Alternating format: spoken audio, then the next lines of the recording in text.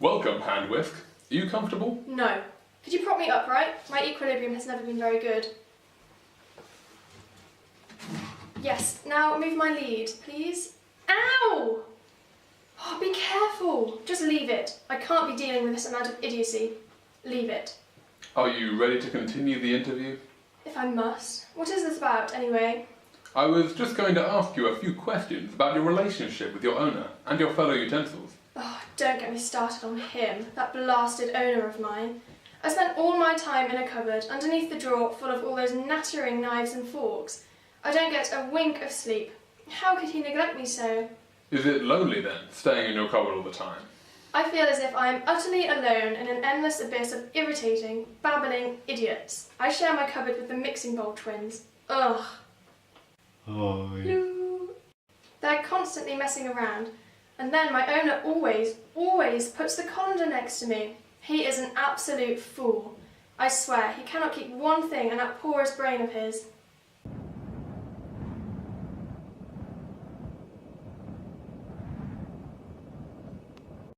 I share my cupboard with not one electrical object. Imagine that! It's like being the only pomegranate in a sack of potatoes. My talents are utterly wasted on them. I imagine that's hard for you. What does your owner treat you like outside of your cupboard? Ha! I spent every waking moment in that damn dark, damp cupboard. When my owner eventually decides he has a use for my talent, he does it all wrong. For example, the way he tries to put my eyes in.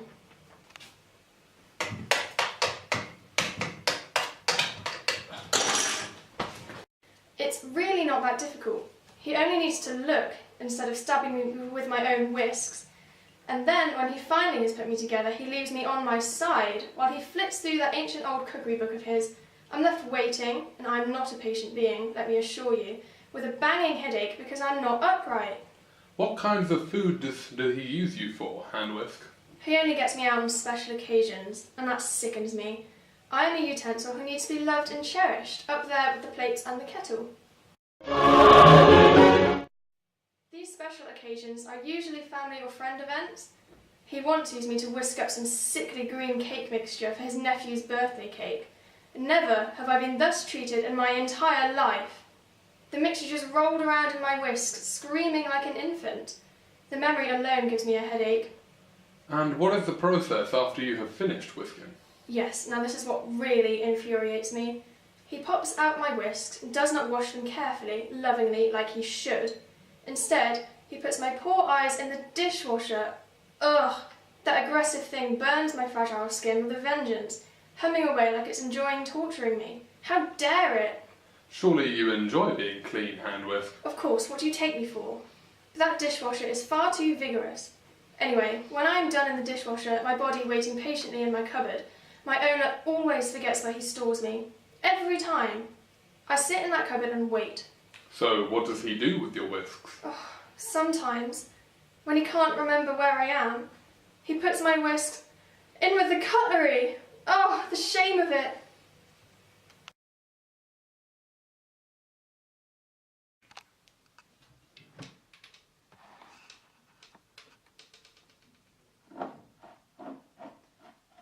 Oh yeah, I haven't been touched like that since the pasta flavouring fiasco of '09. Do it again, please. It's been so long. So good. Now, what was it you wanted to ask? Well, judging from that reaction, it would seem your relationship with the homeowner is slightly, He never holds me. I need to be held. Alright then, I was just going to ask if... I shouldn't have expected it from a university student. I went from his mother's hand to his. Use it for flavouring, she said. He didn't understand. I was young then, innocent. Look at me now, old, tired, desperate for the warm caress of a skilled cook who knows my needs. Not someone who keeps reaching over me for those blasted microwave noodles, the smug blooming things. Right, so anyway... Even the apples get some attention. At first, I thought he was allergic to fruit, you know, because of the spots on his face. But no, clearly his mother had a word over Christmas regarding his diet, and there was obviously no mention of little old me. When's it my turn to be used? When's it my turn to be loved? Huh? Well, I don't know. If I could just ask you, Oh, I don't know.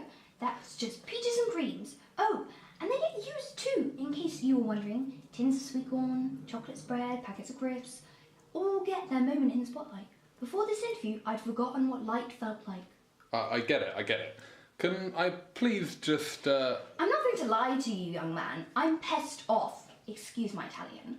I've seen so many snacks, dried fruit, goods, fruits, seasonings, and even the occasional dessert come and go that I'm beginning to question myself. Do I not taste nice? Is it my colour?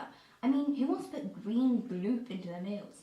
Is it the way I look, young man? Is it? I think you look lovely. Now... I don't believe you. You're just trying to shut me up. Well, not today, mister. I've done my time waiting. In fact, I'll tell you a story. Would you like to hear a story? I don't really think we have the time. It was a cold Wednesday evening. But you said you've been in this cupboard for ages. How would you know what day or time of day it was? Don't interrupt, young man. It's rude. As I was saying, it was a cold Wednesday... I'm just saying, I don't understand how you would know this. As for what temperature it was outside, well, It was a cold Wednesday night, okay? Now, as I was saying, the cold hit me hard. The wind peeped through the cracks in the cupboard, harshly hugging me and my glass body. I was icy to the touch, hoping for the warmth of a caring palm. Suddenly the door opened, and he reached out for me. Finally, the cuisine gods have answered my prayers, I thought. I was wrong. In my elation, I didn't realise where I was being taken. There was no pasta to be seen. Nothing for me to be used in. There was a carry bag full of shopping on the kitchen table. Then I saw the fridge door open. He threw me in, no regard for my delicate glass. The warmth fled me, was quickly replaced with the iciness of the fridge. He turned around and put the remaining items of his shopping in my place. I was distraught.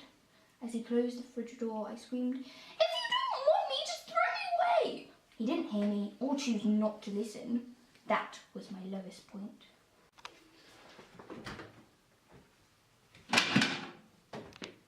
What you say? Oh, that you only meant well, 'cause you did. What you say? wow, that was very emotional. I'm sorry to hear that. But then, a few days later, I resumed my rightful position. The cupboard cheered at my return. I thought this was the start of a new beginning for our relationship. However, that turned out to be the last time he held me. After a few days of wallowing, a cornflake box consoled me.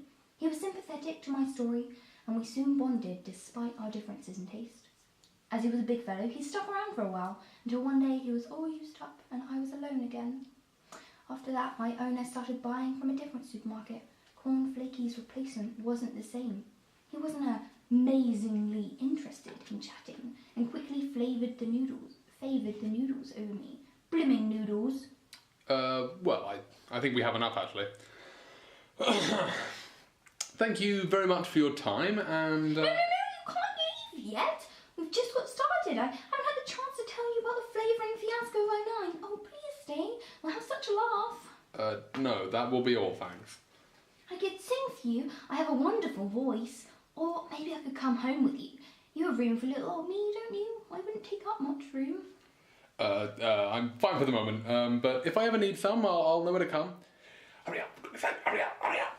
No, you have to take me away from the noodles. That smug face is annoying me too much. Please. Oh, call me.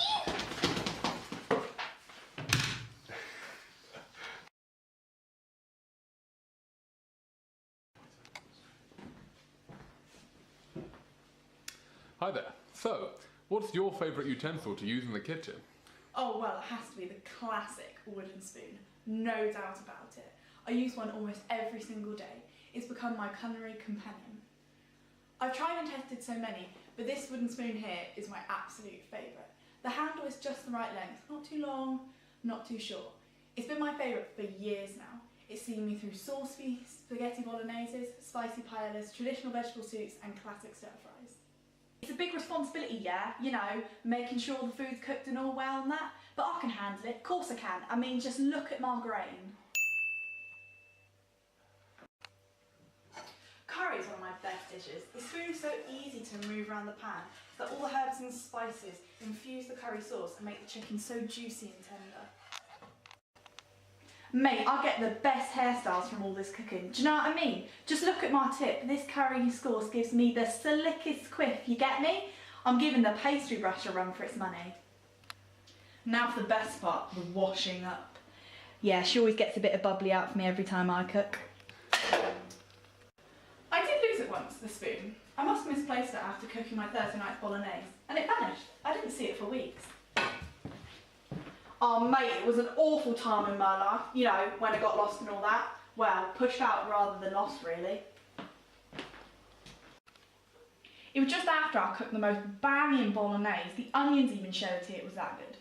Anyway, had my bowl of bubbly, had a massage by the tea towel, and got left on the side of the worktop. You know, the usual.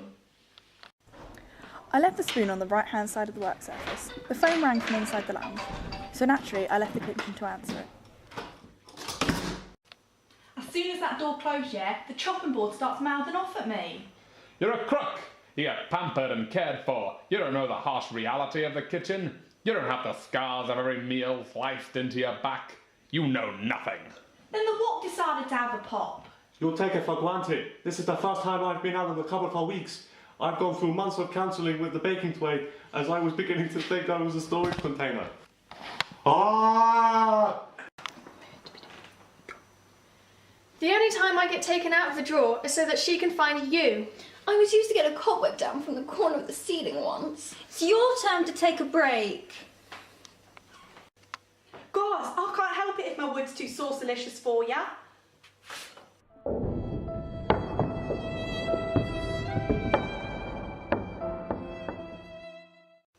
I came back into the kitchen and the wooden spoon wasn't where I'd left it.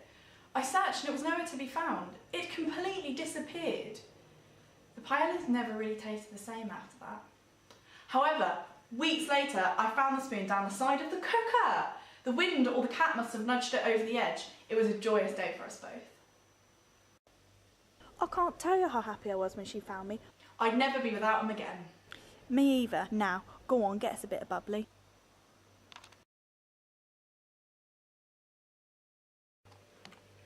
Darling, would it be possible, do you think, to have a little microphone I can attach to myself?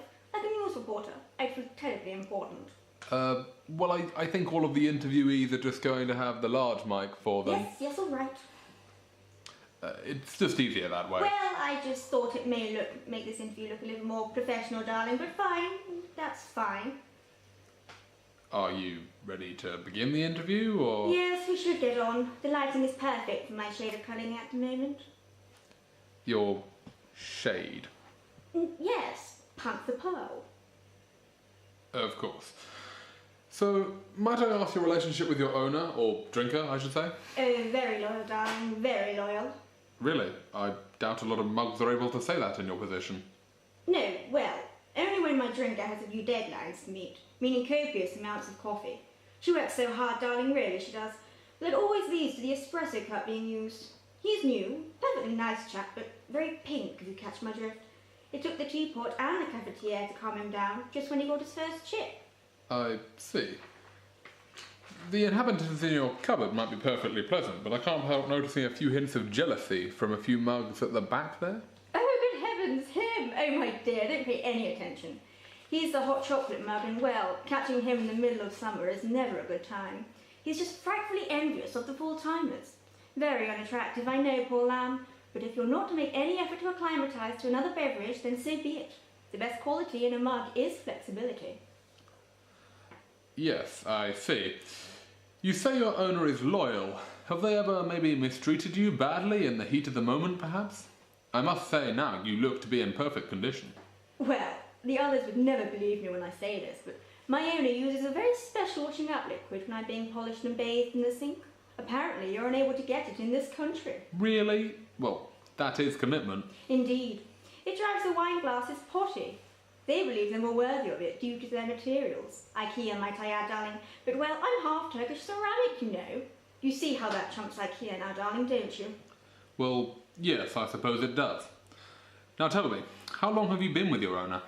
Oh, I'd say our relationship has been going on for, well, a good 3 years now. It's a very passionate one, darling. My shade looks incredibly handsome next to her hands. She's rather pale, poor girl, but we're an attractive couple. Very pale indeed. What about when she uses hot water? Are you ever worried she may splash, or is she gentle? Oh, no, splash. I'm Turkish ceramic, darling, as I've just said.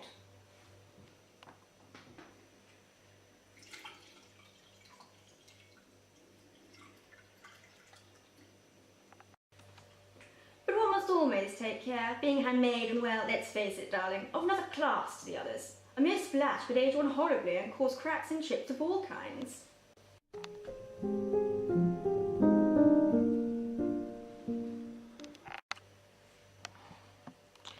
Have you ever been worried of taking your tea-drinking success too far and actually damaging yourself physically alongside your reputation? I have seen in my lifetime many a reputable man completely ruined by their success. Their beauty is lost on one thing and one thing only, something thank the heavens I haven't got. Do you know what that is, darling? Popularity? Ego. Oh, yes, of course. My modesty has allowed me to keep my beauty and my splendour. I've seen so many mugs bashed and bruised and riddled with permanent tea stains, all due to their eagerness to be the most popular, the most useful, and the most beautiful. I, for one, darling, have no desire to prove anything to any mug. Well, there is no need for me to. So, basically, your owner loves you because you're such a good mug. Oh, why, of course, darling. I'm the greatest mug around.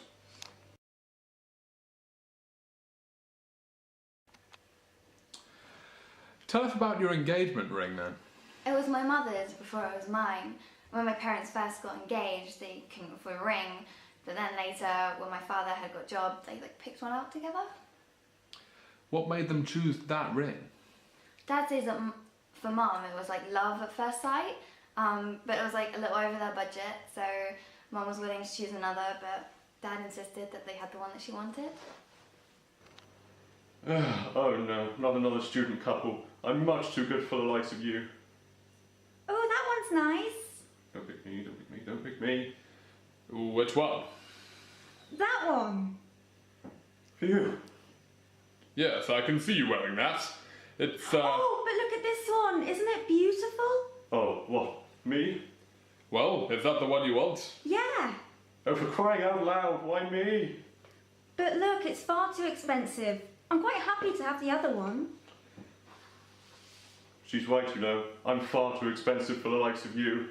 The girl has more sense in her than I thought. Don't worry about that. You can have whichever one you want. It's only a little bit over our budget, and we can cut back other stuff. We can become vegetarian, and then that would save money on meat. And that was that? Well, Dad did say Mum lost it about 15 times before they got married. He really doesn't know how she did it. It was a perfect fit and everything, according to Dad. She'll never find me here. But hopefully somebody else with more intellect and care will find me, though. There you are. No! But obviously they got married and Mum became pregnant with me. When Mum was in labour, they told her there was some issues and either Mum could die or I could, the baby. So Mum said that if she died, she wanted me to have the engagement ring. Dad said that she had it all planned out. If I'd been a boy, I could have used it to propose. And then obviously as I was a girl, it became my own engagement ring. So what happened to the ring while you were growing up and before you got engaged? I think Dad kept it safe in a box somewhere. I certainly never saw it in Mum's old jewellery box. Hello? Is anybody there? Hello? Hello, anybody? So now you have it. Yes.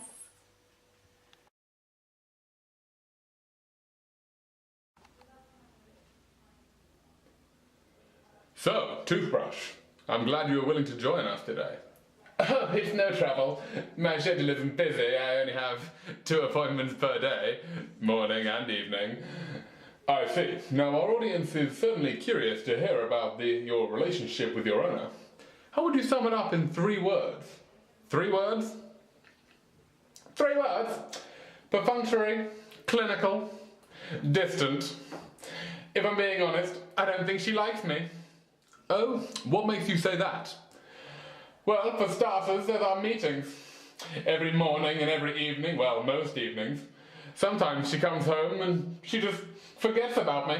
I've lost count of all the hours I've just sat beside that sink, waiting, and then I hear the door and I get all excited and then she just walks straight past the bathroom and then it's into bed with her. I guess that can't feel too great. Yeah, no, I'm used to neglect. I don't have it as bad as some of my brothers and sisters.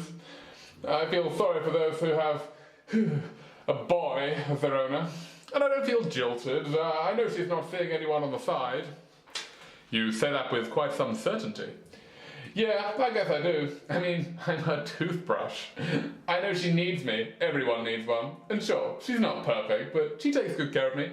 I get a little cup next to the sink. I share it with the toothpaste. He's a decent sort of fellow, a bit fresh for me at times, but amicable enough. I sometimes converse with the razor, but she's a vindictive, cutting little individual. Can't say we've ever gotten along too well.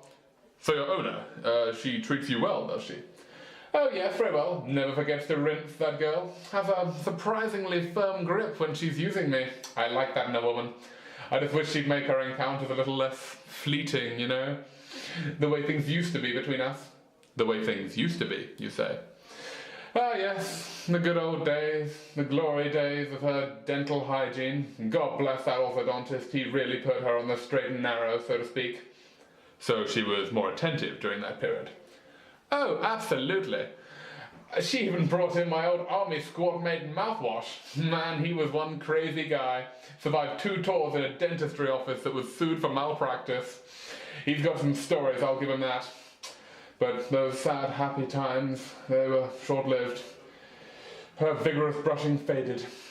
I shan't lie to you. It was tragic to watch her fall from grace. I see. Yes, she really did change. It was so dreadful. Anyway, sir, are you okay? Yes, my apologies. I do tend to get lost in thought. They do say that with old age comes senility, I suppose.